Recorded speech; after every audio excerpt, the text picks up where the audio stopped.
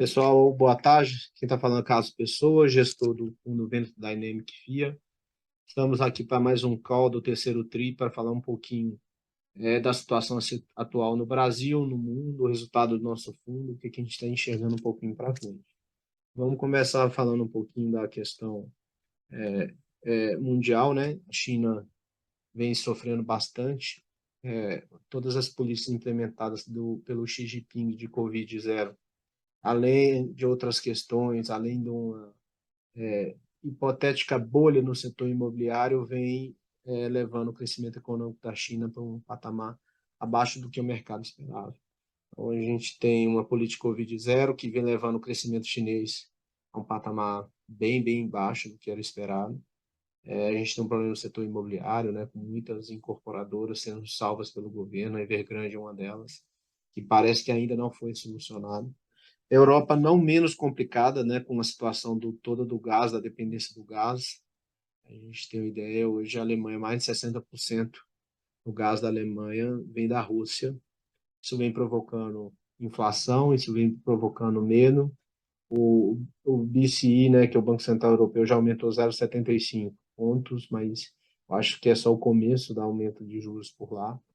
Bolsa Europeia, obviamente, vem perdendo também bastante valor. A questão da Europa vai ser muito crucial como ela vai atravessar esse inverno. 1º de fevereiro de 23 vai ter a real dimensão dessa guerra. A solução da Europa passa por uma construção do gasoduto, né, para o Cazaquistão, mas isso vai demorar 18 a 24 meses. A situação em Europa é bem complexa. Quando eu olho os Estados Unidos, eu vejo uma questão inflacionária complicada, né?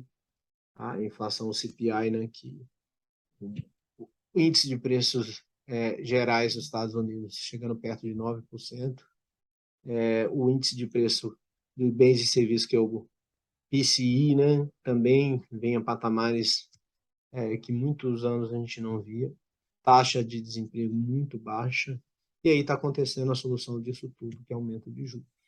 A gente tem que lembrar que a economia americana é muito alavancada, né? Então, se aumenta muito os juros, acaba batendo em hipoteca, acaba batendo em empresa, acaba batendo em família. Então, a gente acha que esse ano, esse medo do PIB vai ser bem perto de zero. O ano que vem, provavelmente, vai ter um ano negativo. Então, essa teoria de soft landing, né, de pouso leve do Fed, ela já começa a ir por água abaixo. Bolsa americana, o S&P 500, já cai mais de 20% no ano, a Nasdaq chegou a cair mais de 30% no ano. Bem ou mal, famílias e empresas nos Estados Unidos estão numa condição bem melhor do que os europeus e outros países do mundo. Mas a se vê o tamanho da necessidade de aumento de juros e para onde vai os juros. Talvez a gente vai parar nesses 4,5 que o mercado está apostando, talvez a gente vá mais. Se for mais, quanto maior os juros, pior vai ser a nossa essa questão em relação ao desempenho de mercado.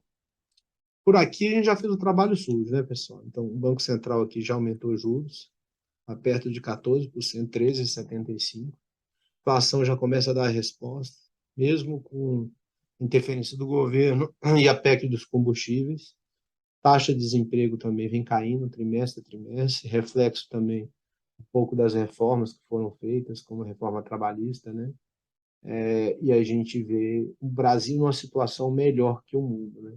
Só para a gente ver que a Bolsa Brasileira tem uma valorização em dólar mais de 10% no ano, e todas as outras grandes bolsas do mundo vêm perdendo mais de 20% no ano.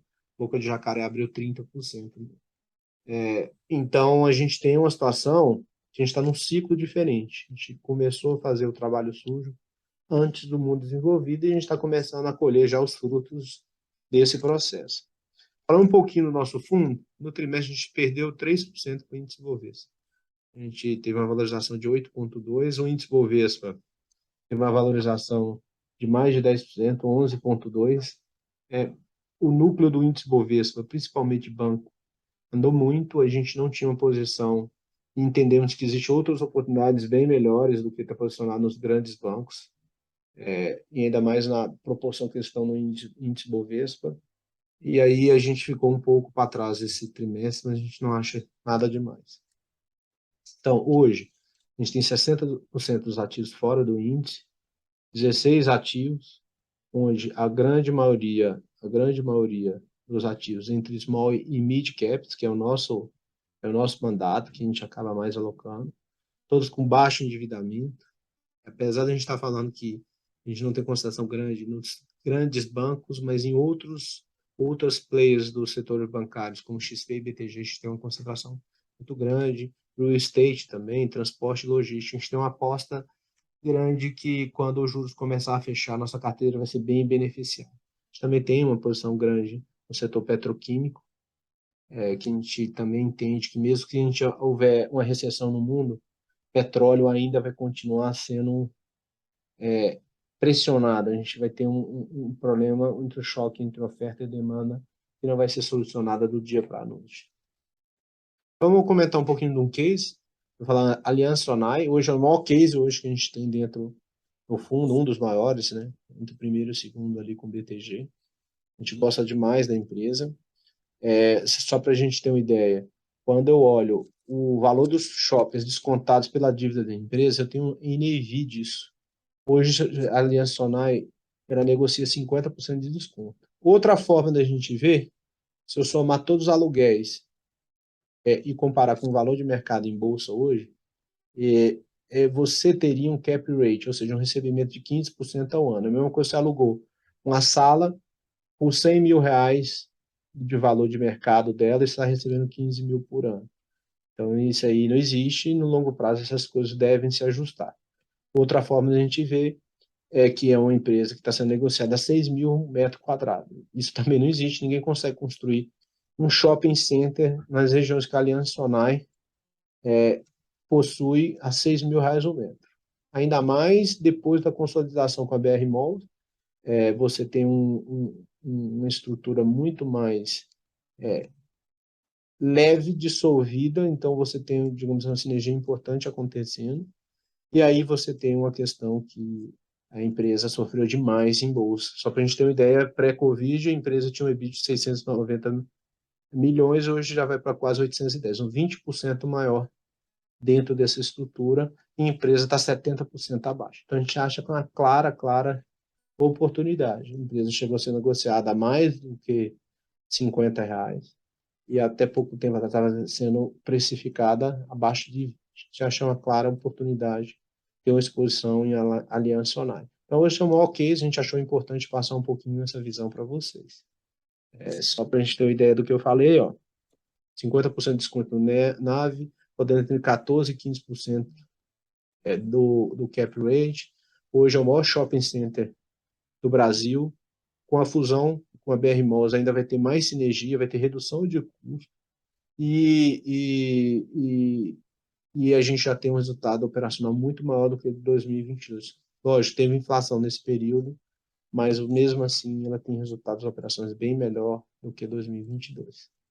Então, pessoal, era um pouquinho do que eu queria comentar nesse trimestre.